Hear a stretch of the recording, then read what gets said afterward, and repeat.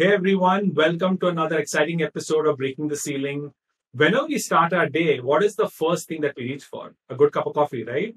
And one of the best coffee companies, one of the most quirkiest coffee companies, Sleepy Owl has been one of my favorites for a long time. And today I'm so happy that we have one of their co-founders with us. Please welcome Arman Sood. Hey Arman, welcome to Breaking the Ceiling.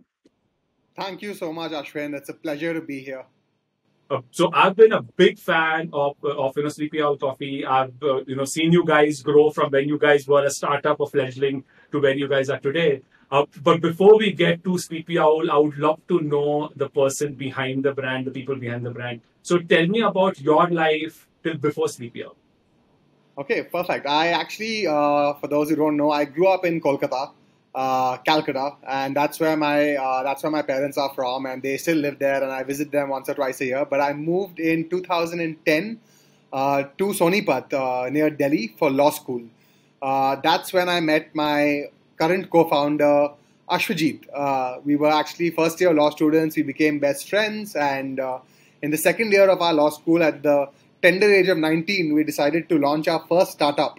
And we imported bar accessories from China and set up an e-commerce website, and we started selling that online. So this is way before D2C, way before even e-commerce per se was like something that was very mainstream, right? So we took that plunge, we took that risk. We were very excited about pursuing a career in entrepreneurship, right? And the next 3 years of law school, I would say, parents said, yeah, you guys are no Zuckerberg, so no dropping out of college. You will finish your university, and you want to explore your fun passion projects on the side. Go ahead. We'll fund you, we'll guide you, we'll let you play, but you have to finish your degree. And 5 years of law school were not easy, and we were running the business part time. We were, very very new to the ecosystem of like business and entrepreneurship, right? So we made our fair share of mistakes, and we couldn't scale the brand or the business. And by the time we finished college, we shut it down. But we had a decision to make then, right? Like, do we become lawyers or do we become entrepreneurs, right? And at that juncture, we said, okay, we don't want to take a risk immediately to start something without having some experience or knowledge. So both of us decided to work at startups. And he joined a fashion company called Cora Jeans right out of law school. I joined an education technology startup called Imbibe in Mumbai. And the next 6 months, we were living away from each other after a very long time. We were working, we were, living our lives. And then one day he called me and said that, I think, Arman, we should start up again. Now is the time in our lives and our careers where we should start up. And I don't per se have an idea, but I think if we think hard enough, we'll come up with something interesting to do. And that's when, our third partner, Ajay, who was in JP Morgan in New York, was planning to come back to India and either join a startup or start something. And when Ashwajit and him got talking, they said that the food and beverage market, with DoorDash and stuff growing in the US, with Zomato, Swiggy, Cloud Kitchen starting in India, that the F&B market is going to explode. And, our conversations led us to coffee. And we said, okay, we're all three of us were coffee drinkers. I was very, very comfortable with, a vending machine coffee in my office. Ajay was slightly more exposed to the coffee culture in the States. And Ashwajit was one of the few people to buy beans, grind them, and go ahead and make a fresh cup of coffee every day. So we were very different personas in coffee. Each of us had different habits. But the one thing that we drilled down was that, yes, coffee in India needs something fresh, something exciting, something innovative. And that's how Sleepy Owl was born. That is fantastic. Yeah. So I always love hearing origin stories. I love hearing how people kind of got together, how the idea came up. So give me the aha moment where you all said, yeah, this is what we want to launch. We want to launch, Sleepy Owl, or the thought behind Sleepy Owl. Was there like a one aha moment, or did you all just ideate 100 ones and selected one, or how did that come around? Like I said, so we went from F&B, food and beverage broadly, because see, we realized that if you want to start a business, right, it needs to be some industry or some space that you are passionate about, that you would be excited to do it every day for the rest of your life, right, or for at least the next decade, right. So we said, okay, food and beverage is the segment we want to explore. We started researching cloud kitchens, we started researching delivery kitchens, we started researching health food because all of us work out and try and eat clean more often than not. And while researching and while looking at food and beverage ideas, coffee came up as a part of the conversation. It came up as a part of the beverage conversation. And, we looked at our lives, right? Like we were working out of Starbucks. We were paying $250 for a cup of coffee. At home, there was not a good quality coffee that we drank. My office had, a crappy coffee machine. So we said, okay, there's a gap. There's something wrong with the coffee in India, or the way it's being perceived, or the way it's being sold, the way it's being marketed. It wasn't rocket science. A little bit of research at that point led us to realize that cold brew coffee is something that is trending. It's picking up, and it is, a segment in coffee that is getting a lot of attention. The aha moment was that all of us, we've grown up having cold coffee, right? And it's not the hot coffee or a latte or an Americano what we drank. We drank a cold coffee, right?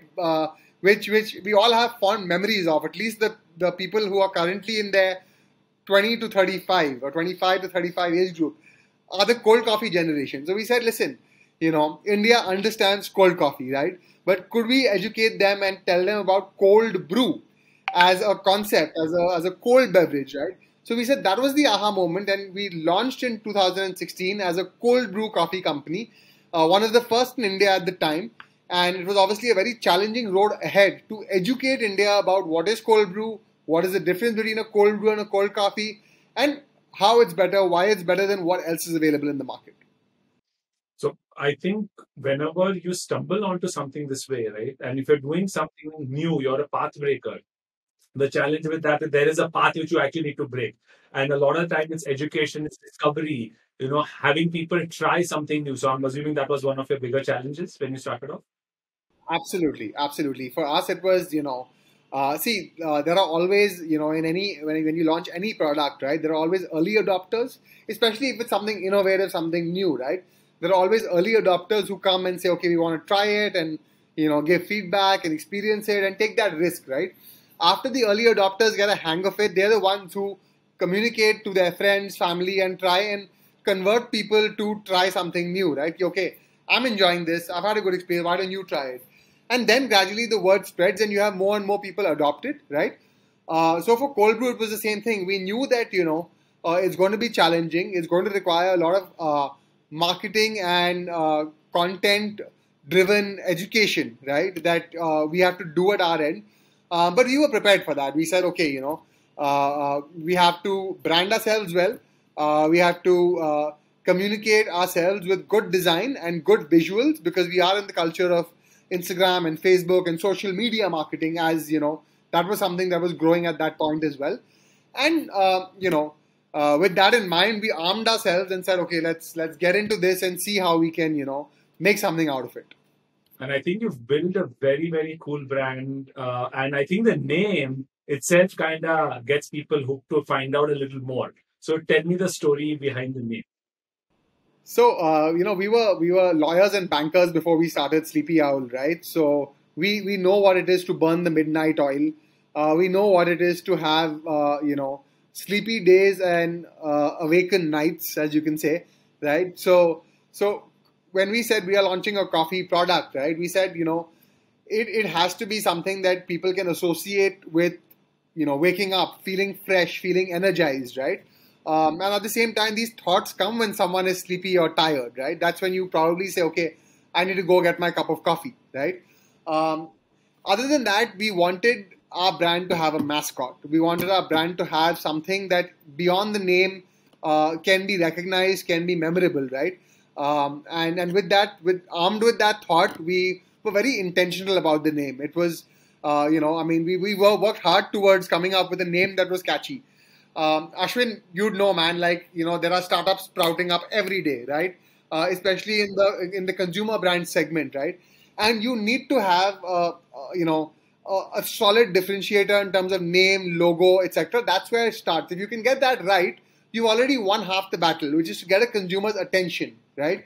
We're living in the culture of swipe, tuck, tuck, tuck, tuck, tuck, tuck, tuck. People don't stop to see. So anything that you do that is even slightly hatke, you say, okay, you've got someone's attention. So we were lucky to have that. Of course, over the course of our journey, we've had, 3 branding changes, right?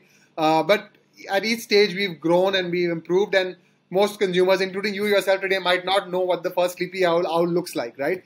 Um, so yeah, you evolve as a brand, but since the beginning, it's been clear that we want to be catchy. So the name, when it came up, it was an aha moment when my partner Ashwajit at that time said Sleepy Owl. We were like, yes, that just makes sense, done. Like, we cannot brainstorm more, we can't confuse ourselves more, and we were itching to launch. So we said, yeah, once a domain available, trademark available, yes, done, boom, closed chapter. So I think nowadays, whenever we're launching something new, so like as a person and as a company, we do so many new initiatives. The first thing they actually look for is a domain check, right? So my team is actually trained when we come up with a new name, within 10 minutes, we actually have a process in which we see whether the domain's available, social handles are available, if this is available, that's available. So that becomes almost like a thing, like a name may be really good, but if something is not available, we possibly can't do it, right? Two, something I really loved about your brand is the way you position yourself, the graphics behind it, the way when that brand is perceived. So even before somebody touches your coffee, they get such a good sense of the culture of your company and how the brand is perceived. So is that an in-house? Do you guys outsource that? How is that? How did that kind of evolve? It is, yeah, it is in-house. It's been in-house from the very beginning. So when we started in 2016, we were fresh out of college, very limited savings with borrowed money from our parents to start Sleepy Owl. So we did not have the resources to hire agencies or big or teams, right? So of course, our first logo and first cut of the logo and the initial branding was done by my ex-colleague at my previous firm. Got him to help us out with it. So that was that. And Ashwajit learned how to build a website on Squarespace. So it was a drag and drop sort of website. All the photography was done by our Ashwajit, and I bought a camera. The camera was one of our first investments, and he said, I'm going to learn how to use a camera. So all the initial photography was done by him. And we got help from one of our juniors from our university days who was in Delhi, came and helped us out with that. So it was all jugadu, all living room ke andar with a chart paper as the background. But we knew that, yeah, even though we're doing it in that manner, it still has to be something that looks world class. Okay. It has to be something that is visually very appealing, because with food products, especially food and beverage, right, it had to be something that someone looks at and says, yaar, ye try karna hai, right? Ye to matlab lagta hai ki yaar tasty lagta hai, it looks nice. So if you can get someone to look at your photo or your website or your visual and be like, okay, I want to try this, right? That's again half the battle won, right? Because that is what will cause them to buy and then try and then, proceed from there. Correct. So, and I think you guys have done an absolutely fabulous job, because it's not easy to be able to pull off something this way, right? And I'm so glad to hear that you guys have done it in-house without hiring some big fancy agency. Yeah. So that was 2016. I'll clarify. That was early days, right? But post that, we've still done everything in-house. But, it's not Ashwajit single-handedly who's learning everything. We have freelancers who work with us. We've had videographers who've come on board as a part of the team. So all our social media marketing has been handled by people in and around us. We haven't worked with agencies, and not that we have anything against agencies. I'm sure there are wonderful creative agencies out there. But for us, building this out ourselves has, worked for us, and we're as of now sticking to that. I think that's really inspiring to see that you're able to get that creativity in-house and still create such a world-class impression. So tell me about a few of the challenges that you faced in the early days and probably you continue to face today. So early days were tough, Ashwin, because we, obviously as a bootstrap company with, limited know-how about how F&B and FMCG works, right? When we just started out, I don't think, 2016, 2021, we're 5 years apart, right? I think people starting out in 2021 have a lot more access to mentors, to industry folks who've done D2C, who've been around for 5 years. We were, I think, one of the early classes, right, where most people were just starting out then, right? So we didn't have that access. We didn't have that information or that knowledge. So we made our fair share of mistakes. We started out as a brand that was only available in Delhi NCR. So we were limited by geography, right? We were working with a product that had a 30-day shelf life. and that needed refrigeration and needed to be stored in refrigerated sections of stores and needed to be made fresh every day and delivered fresh every day, right? So these were, of course, USPs, but also posed challenges in the supply chain and in the production and manufacturing side, and was tough to deal with. So the first 2 years was spent with just a single SKU that we had, one product, one SKU. So if you came to the website, you were like, either I buy this or I don't. There's no options, right? So it worked in our favor because people were like, okay, cool, simple, right? I'm here, I buy this, done. Simple. You come to the website, there's no decision-making fatigue, right? You're like, okay, I buy this and I move on, right? But for us, we were limited by that geography. But what happened was, in those 2 years with that one SKU, because we were so laser focused on doing it well and doing it right? We built a lot of customer loyalty for that product. We were known as the tastiest cold brew in the market. We were known as people who had great customer service. And, that led us to raising our first round of funding. And with that capital was when we said, okay, now how do we take this pan-India? How do we bring this fantastic product to more people, right? Because just doing that, we were hungry for more, right? And we were hungry to take that product and say, guys, why only Delhi NCR? Why not Mumbai? Why not Bangalore? Why not tier 2, 3, 4? Anybody in any pin code in India should have the best cold brew coffee there is, right? And with that, we armed ourselves, and today we have a range of products in the cold beverages and hot beverages, in ready to drink, bottled coffee, where we are a hardcore FMCG player. So we have an assortment, and then we said we have cool branding, so why not merchandise? Why not get people to have Sleepy Owl mugs, tumblers, pitchers, and now merchandise is a big segment for us, right? And people buy it not because of course the products are great quality, and they are branded with Sleepy Owl, but people are proud to be drinking Sleepy Owl coffee, right? Which is very, very tough to achieve. But I think we've done that, and we have a long way to go. So it's exciting times ahead. I think you've reached that status where literally the symbol has so much value. People would, proudly drink on a conference call from a Sleepy Owl mug. That itself goes to show the kind of brand you've built. It's an aspirational brand for people, but it's also a daily brand. So that striking that balance can be a very tough challenge, and I think you guys have done that beautifully, right? And so, what is one of the proud moments? Another really good thing about merchandise is that I've had people call me and say, Arman, I was in Manali and I saw someone using a mug, and that's how I first discovered Sleepy Owl. I mean, it's not Instagram, it's not Facebook, it's not word of mouth.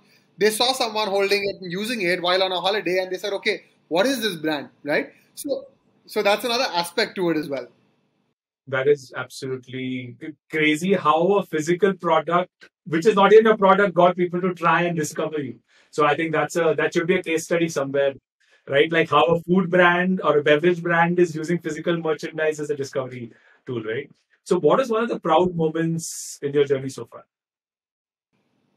Okay. Yeah, there are I think a lot of proud moments. But I think for us, it's the pride always comes, or that feeling of happiness. I wouldn't use the word pride, but that feeling of happiness and ecstasy comes when you have customers call you and tell you that they genuinely can't live without your product. That they've been consumers for years, not once, twice, thrice, but they've been with us from 2016 till date, right? That they've replaced the entire coffee in their household with Sleepy Owl permanently, right?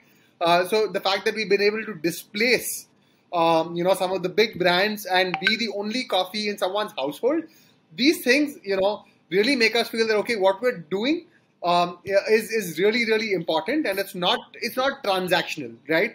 It's not buying and selling, it's relational, right? Where we've developed relationships with our customers and people. And one of the reasons that's happened is because we've had a very top-down approach, right? Where we as founders and as people have been very accessible, right? Very available to our customers across all touch points, right? And that's what brought us where we are today. So those are feelings that, or emotions that make me feel that, okay, I'm proud of what we're doing. That is really, really cool to hear how you've developed that kind of a bond. And but being able to do that at scale is very difficult. See, if you have 5 or 10 clients, it's so easy, for people to have access to you and you being working with them. But if you are doing this at a larger scale, I think that's really aspirational for a lot of food companies which are coming up, to be able to learn how important that relationship actually is, right? So, Arman, tell me a little bit about any of the new upcoming projects that you have, anything that you can share, anything new that you guys are working on that you would love for people to know about? So, I mean, so my wife is, lactose intolerant, right? And it's been 2 years since we launched our Sleepy Owl ready to drink bottle, which is cold brew coffee with a dash of milk, right? Uh, and she's never tried it, and she loves having our cold brew otherwise, right? So she's been pestering for us, and I know that there's a big market out there for alternative dairy. So one of the projects that we're working on is launching an alternative dairy cold brew. And I can proudly share that because we are quite close to executing on that. And I think we'd be India's first cold brew coffee in alternative dairy in the ready to drink format on the retail shelf.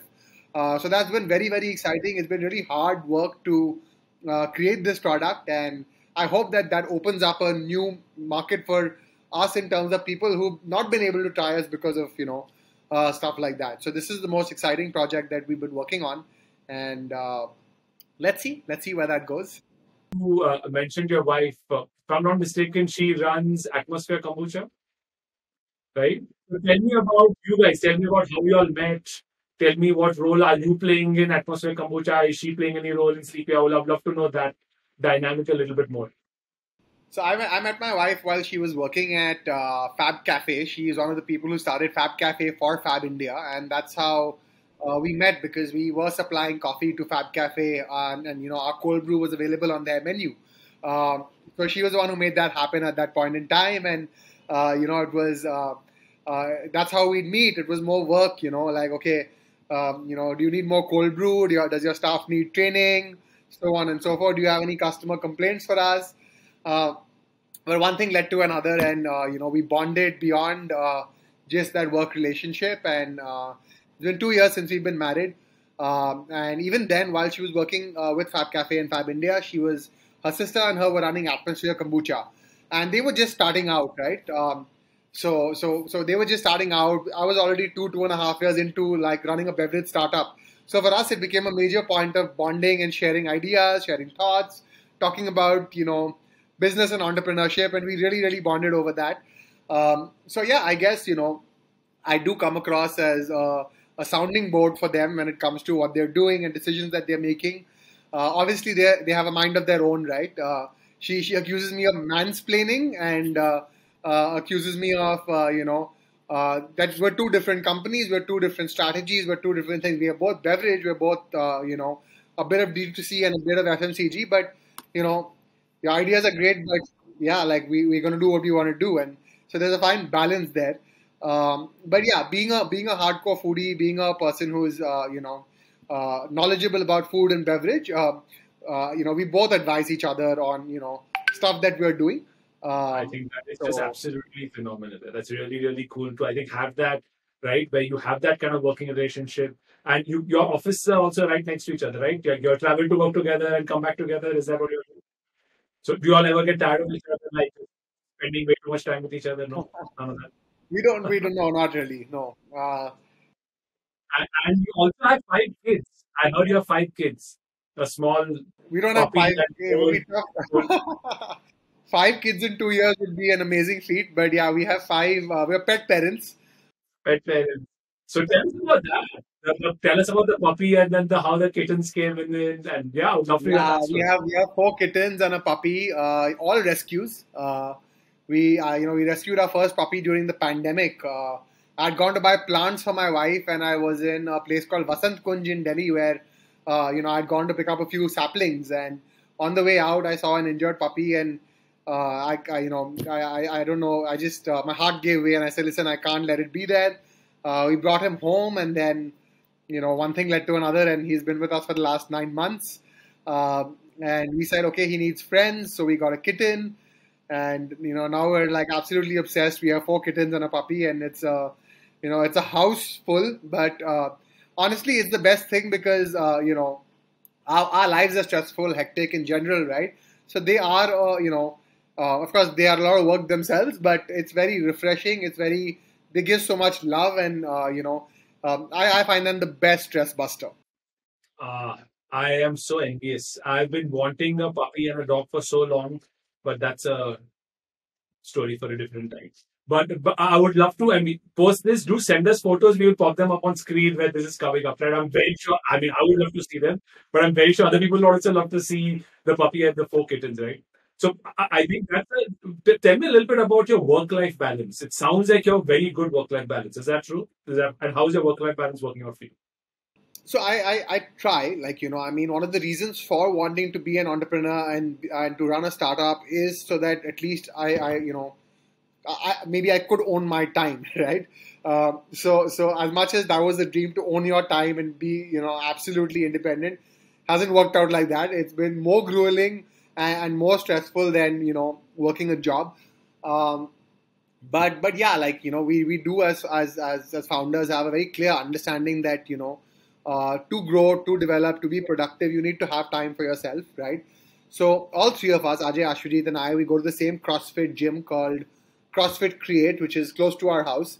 So we try and make, at least 4 to 5 times a week, we try and get a workout in. Uh, I usually go in the morning, they go in the evening, but, getting that workout in and that competitive spirit with each other to see, who is where, who's lifting how much, who's, faster than the other. It keeps us really going, so we love that about it. Um, I would love to say that I sleep my 10 hours or 8 hours, etc., but I don't. I live a life which is you know I'm always distracted, always on my phone, always trying to make sure that things are going. But I do try and balance it out with at least half an hour to 45 minutes of reading. Uh, I don't listen to too many podcasts. I wish I heard more podcasts and was more of an audiobook or a podcast listener. That doesn't happen too much, but I do read books and I also do try and read a lot of articles on the internet. Right, so I'm working, I have my tabs open. You're always reading something, but I want to be more of a listener. So let's see how that goes. That is pretty. So I think for what you're describing, for your first 4 5 years, you seem to have very good work-life balance, right? I remember when I started Equinox, my balance was completely off. Like I was doing 14-hour days. I didn't have time to go to the gym. I didn't have time for my family. I didn't have time for myself. I kind of overworked myself. Uh, it paid off, but sometimes you wonder, is the price too high, right? But the good part about it is over time, I've been able to get all that back. So in the last 2 years, I've lost 20 kgs. I'm probably the fittest I've ever been. I spend 5 times more time with my kids. I take an hour or two out every day for personal passion projects. So I think over time, once I started putting more systems in place and started empowering people more, that freed me up, right? So have you seen that? Do you have challenges as an entrepreneur to empower people and let go of control, or are you still like holding on to a lot of decisions? So there are, I think for the first couple of years, we were holding on to everything and doing it that way. And now we started building teams, getting more people involved, freeing up ourselves, playing the role more from a decision maker standpoint. But for us, like, I also believe that, continue to get your hands dirty. As many people as you hire and empower them, it doesn't mean that you are detached, right? You have to, be prepared to get your hands dirty when you need to. But you said many times right now, and you use the phrase "I didn't have time," right? I think that should be replaced with "I didn't prioritize," right? So I didn't prioritize my health. I didn't prioritize fitness. I didn't prioritize spending time with my kids. So the moment you rephrase that, you realize that you have to make it a priority, right? And then it'll happen. So one of the things, I guess, for us or for me, might have learned this a little earlier than, say, you, right? Where I feel like, okay, I think this is because of in the last 3 years, Ashwin, the mental health conversation has become more mainstream, right? And the moment it becomes a part of your, society, culture, what's happening around you, right? You're more aware of it, right? So possibly when you started, I don't know how long ago you started Equinox. 15 years back. That time 15 there was years no back. concept So, of so yeah, mental I mean, health keep in mind, conversation. Yeah, definitely. So 15 years back, and maybe for the first 5, 7 years, the way the world was working at that time, you weren't able to. But last 5, 6 years, I think, the younger lot, us, are more aware of that we need to prioritize this. So the moment I say to myself, I don't have time, I tell myself also, no, you're not prioritizing it, right? And that's happened. I'm not saying that what my routine that I described to you today, it's not been this, for the last 5 years at all. Let me clarify that, right? Um, I've had like, no gym, no fitness, no reading, no podcasts, no sleep. But, I chose different, behavioral habits and way of living, right? But I got married. That brought some sanity to my life, also more routine, or so I think. And then you gradually say, okay, we're all learning, we're all developing and growing together, right? So So what I'm seeing is people today help each other. That ecosystem that's been created, probably using internet as a media to connect with people to learn so much more. That wasn't as much as a culture 15 years ago. Right today, I know people, random people on the internet. If you just ask for something, like if I ask for something on Twitter, there'll be 20, 30 people will DM me. They will message me right there, like, "Hey, why don't you do this? Why don't you try that?" Like I started blogging recently. So I was like, hey, what do I use? Even though I have an in-house team, I'm a techie myself, but I wanted to explore, hey, are there any new platforms? I'm not even kidding you. Within 3 minutes, I had 10 recommendations on Twitter. People letting me know, hey, why don't you try Substack? Hey, why don't you try Ghost? Why don't you try this? Why don't you try that? Right. So I think I'm so happy that that ecosystem is being created, right? And people are getting advice from people on the internet you may not even know. Over time, those people actually become friends, they become mentors, they become, they play such a big role. For me, my mentors have always played a very large role in my life, right? And that could be somebody who advises me 1 minute in an entire year, or it could be 20 minutes or 30 minutes every week. Tell me a little bit about mentors in your life. Do you have mentors in your life? Are you a mentor to somebody? I would love to hear your take on mentors. I mean, when we started out, I don't think we realized the importance of mentors in our, lives, right? We gradually, I think, on a journey, discover that okay, you don't have all the answers, right? All you have are questions, right? And you have to find people who you can bounce these questions and ideas off. We always aspire, and I don't think I would say we have one mentor or a fixed person we go to, but we're always on the lookout to bounce ideas off people, have conversations with, not just founders of other startups, but I was telling someone this morning that I like talking to, the teams that, not that the founders don't do things, but like the teams behind the founders, right? Who are actually on ground doing a lot of execution work because they tell you and they give you a lot of advice on how they're actually thinking, what they're doing, who they're working with, how they're solving challenges and problems, right? So, of course, as a founder of a young startup, I know I have access to other founders, but I try and find people, on LinkedIn who are working in these, startups and have specific roles to play, and then get specific information from them. So you find mentors in the most unexpected places sometimes, right? And yeah, so you don't always have to, go to people who are industry leaders or senior folks or the big, thing. You just need to, keep engaging and keep talking and keep like, be open to listening and learning from anyone, right? So a mentor does not necessarily have to be an expert. It does not necessarily have to be someone who's old, not at all, right? So I think that's one way of like, appreciating that. Okay, I think even the word when you say mentor, most people would expect me to say, okay, this old folk who's worked at Pepsi is a mentor. No, it could be anybody, right? Absolutely. So, by the way, I've just gotten active on Twitter. So I used to be active a long time ago, almost like 5, 6 years ago. Then I completely stopped. I've just gotten active on Twitter. The person who's now teaching me Twitter is a 19-year-old kid sitting. I don't even know where, like somewhere in the country. He's sitting and he's tweeting. And I actually just reached out to him saying, "Hey, I did this. What do you think?" He gave me such a big piece of, okay, why don't you do this? Why don't you do threads? Why don't you do this? Why don't you try that? Why don't you link this? Okay, send me the next thing. I will, help you comment on it. I'll do. And I'm so amazed by what you can learn when you are open to learning, right? So I've been speaking to a lot of colleges. I've been, talking to a lot of mentorship groups, incubation centers. I get invited for talks. The reason I do those talks is not because I have a lot to share. And I start my talk by saying, guys, I'm here for selfish reasons. And everyone's wondering what I'm going to say. I keep saying, I'm here to learn, right? So this is not me telling you some gyan. It's me sharing something I've learned. And I want you all to share something you have learned, right? So both of us, all of us kind of leave enriched. And every single time I do that talk, I come out so much with knowing so much more than I went going into. Even though I am the speaker, I'm the expert, right? I'm known as a serial entrepreneur or whatever, right? But every time I interact with people, I learn so much more from it. And No, but I for think me, it's just a Ashwin, mindset. I couldn't agree with you more on what you've just said because I'll be honest, I'm here today for selfish reasons as well, right? Uh, of course, you invited me and I would not say, and I couldn't say no to you because I have very high regard for you and what you're building and what you're doing.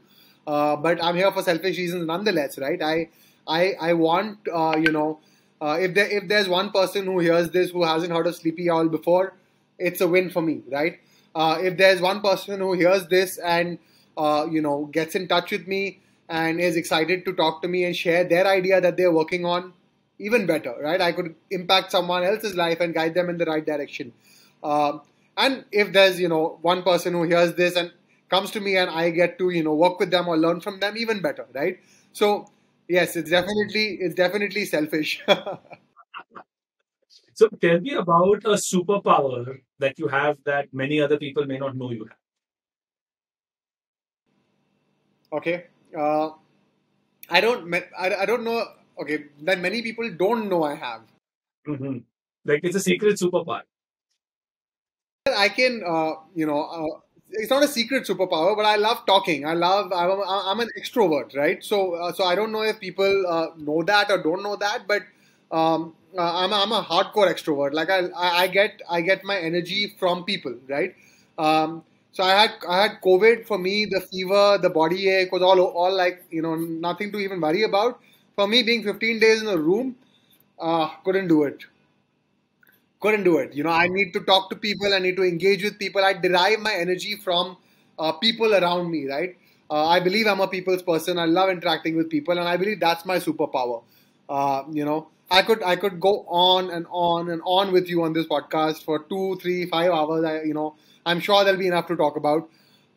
So that's my superpower to not be able to get bored of like people. I love people. That's the best. I think that's the best one to have, right? Because it's so much fun when you get to meet new people, when you get to, do something like this. So I've been wanting to do this for such a long time. I think I mentioned it to you last year. That, hey, I plan to do this. This year, I prioritized it and I'm actually making it happen. And it's so much fun. I enjoy this. This is not work for me. It's getting to know you, getting to learn so many things from you. And I think if people have that mindset, yeah, you can grow and find it. Right. So tell me about a little bit. I'm now going to go back to Sleepy Owl for a second. So, what is your 5 year plan for Sleepy Owl? What do you see Sleepy Owl like? What do you aspire Sleepy Owl should be 5 years from today? So, I mean, we are one of the fastest growing D2C coffee brands or, D2C, beverage startups, if you can put it that way, right? And our primary focus is the in-home coffee market, right? We don't have our own stores or cafes. We are FMCG and we are direct to consumer, right? Um, our aim is to be, uh, capture as much market share from the biggest players in the space today, and in the next 5 years, definitely be a name to reckon with when it comes to FMCG, young FMCG brands, right? And if all goes well, I think 30% of the direct to consumer coffee market should be Sleepy Owls. That's what we're targeting, and I think we will achieve that if we keep doing things the way we are, if we work harder, if we innovate. It's up for grabs, and I think it's quite doable. So that's the broad 5 year plan. How we're going to do it is, we're not going to, we're going to strive to continue to innovate and do things differently, right? That's one thing that there we're going to stay strong to our core, which is innovation, which is exciting products, exciting services, things that our customers would least expect. So I think you touched upon something very key, which is innovation, right? If today, if you don't innovate, or if you don't innovate fast enough, you're not going to grow. Because see, if you do something interesting, there are going to be 10 people who are going to copy that, right? So when we started doing hygiene audits, when we started doing so many things as a company, many of our competitors were copying us, and my people just my entire sales guys used to get so pissed. They're like, "What the hell? Why are they copying it?" I used to take it as a compliment. I used to be like, "Hey, who do you copy? Do you copy number 4, number 10, or do you copy number 1?" We are one of the fastest growing labs in our field. Today, we have a dedicated innovation department within our company. We have a mandate for every of our process leads that we need to innovate faster than other people can copy. Today, any given point in time, there are 10 to even 15 projects which are outside our core competencies, which we are working on. 9 of them may actually shut down also in 6 months, in 1 year. And that is perfectly fine. But that one that succeeds will actually make up for all the losses we made up on the 9. Right? And that's something we've been doing for the last 5, 6 years, right? On a very focused approach. For the first decade, it was more by, like I had to run that innovation. So a lot of that came on my shoulder. But today that's become the company culture. And I've seen that in your company as well, right? That culture is there of doing new things, breaking the mold. Like so many cool new things have been launched. And I'm a big, big, big fan of yours, right? And it's very difficult to do it. Like if you just think of coffee, and if you just see the market dispassion, you're like, okay, how much more can you do? But you guys have done so much more with it. You've made it cool. You've made it happening. And I think a big kudos to you and your co-founders and your entire team. And I think you've done a fantastic job. So my last question for the day for you is: what advice would you give somebody entering this field? A young 20-year-old. What if they're entering this field? What is the one piece of advice you would leave them with? When you are starting something, you can't get you can't get very far if you just try and dip your feet in the water, right? You can't keep doing that. You have to dive headfirst into the pool of water and then figure out how you swim, right? Like you can't be cagey about it. So if you are interested in working and doing a job, learning, getting experience, do that, right? But once you've decided that, okay, I want to start something, don't be half in, half out, right? Mhm. Go all in, and once you're all in, like it takes time. Answers will you don't know everything on day one, and things slowly reveal themselves. You heard of the word pivot, right? So people pivot, people change trajectories. So you could have an existing business, this is what you want to do, but you make slight pivots. You could make a complete U-turn, but you learn and identify only when you're in it properly, right? I'm not trying to glorify risk taking at a crazy level, no. But if you want, I mean, we didn't know 5 years ago that we'd be here today. We didn't know that we'd find the kind of partners we did who work with us today. No. But one thing that we did was start without looking back, right? Just looking forward. And then things have worked out broadly. And I hope they continue to do so. I love that analogy of dive head first. Not even like both feet in is nice. You go jump into the deep end and figure it out, right? So that was lovely. And there was I learned so much from you, Arman, and what you guys are doing at Sleepy Owl.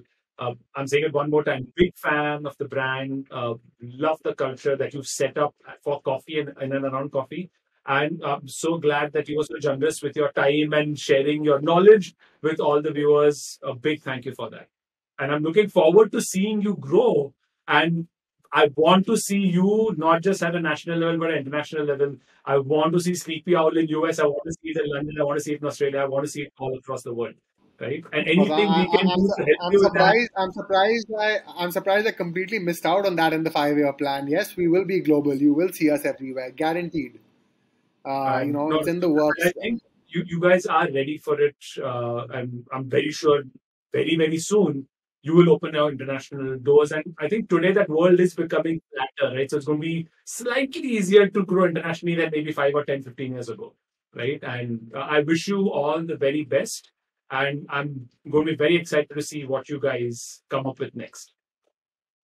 Thank you so much, Yeah. Ashwin. It's been a Thank you for pleasure taking speaking out the with you, time. and interacting with you. Being so generous there. Hey guys, so that was Arman Sood, and I think he shared so much that he has learned. He shared his mistakes, he shared some victories, he shared some of the future plans, and I'm hoping that inspires the next coffee entrepreneur, beverage entrepreneur, or just entrepreneur to come up with. See you guys in the next episode. Thanks a lot.